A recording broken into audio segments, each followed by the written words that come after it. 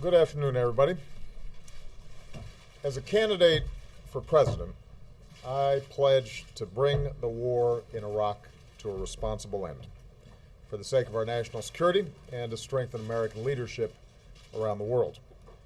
After taking office, I announced a new strategy that would end our combat mission in Iraq and remove all of our troops by the end of 2011. As Commander-in-Chief, ensuring the success of this strategy has been one of my highest national security priorities. Last year, I announced the end to our combat mission in Iraq, and to date, we've removed more than 100,000 troops. Iraqis have taken full responsibility for their country's security. A few hours ago, I spoke with Iraqi Prime Minister Maliki. I reaffirmed that the United States keeps its commitments.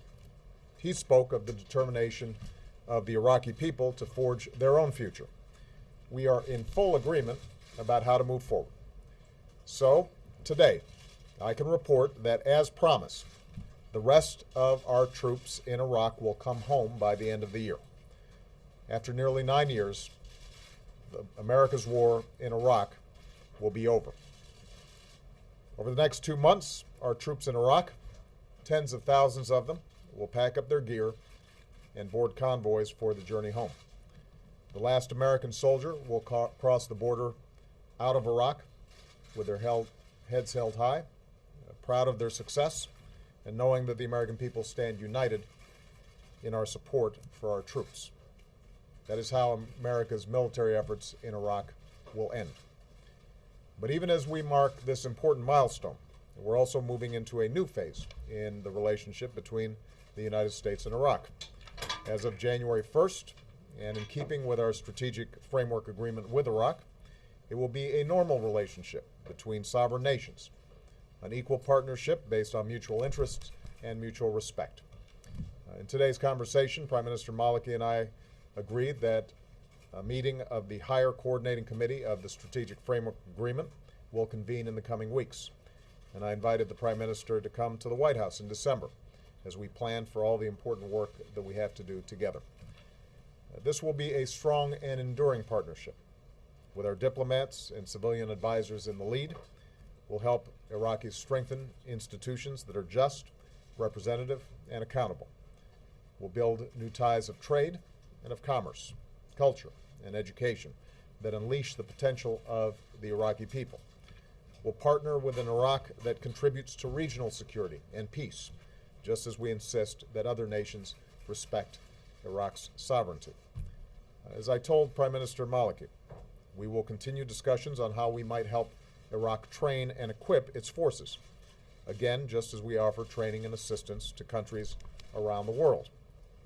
After all, there will be some difficult days ahead for Iraq, and the United States will continue to have an interest in an Iraq that is stable, secure, and self-reliant. Just as Iraqis have persevered through war, I'm confident that they can build a future worthy of their history as a cradle of civilization. Here at home, the coming months will be another season of homecomings. Across America, our servicemen and women will be reunited with their families. Today, I can say that our troops in Iraq will definitely be home for the holidays. This December will be a time to reflect on all that we've been through in this war. I'll join the American people in paying tribute to the more than 1 million Americans who have served in Iraq. We'll honor our many wounded warriors and the nearly 4,500 American patriots and their Iraqi and coalition partners who gave their lives to this effort. And finally, I would note that the end of war in Iraq reflects a larger transition. The tide of war is receding. The drawdown in Iraq allowed us to refocus our fight against al-Qaeda and achieve major victories against its leadership, including Osama bin Laden.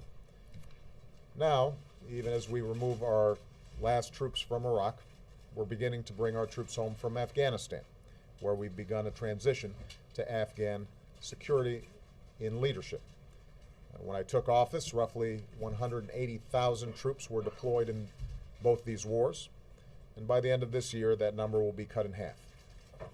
And make no mistake, It will continue to go down. Meanwhile, yesterday marked the definitive end of the Gaddafi regime in Libya. And there, too, our military played a critical role in shaping a situation on the ground in which the Libyan people can build their own future. Today, NATO is working to bring this successful mission to a close. So to sum up, the United States is moving forward from a position of strength. The long war in Iraq will come to an end by the end of this year. The transition in Afghanistan is moving forward, and our troops are finally coming home. As they do, fewer deployments and more time training will help keep our military the very best in the world. And as we welcome home our newest veterans, we'll never stop working to give them and their families the care, the benefits, and the opportunities that they have earned.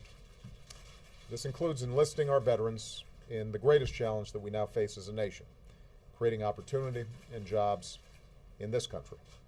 Because after a decade of war, the nation that we need to build, and the nation that we will build, is our own. An America that sees its economic strength restored, just as we've restored our leadership around the globe. Thank you very much.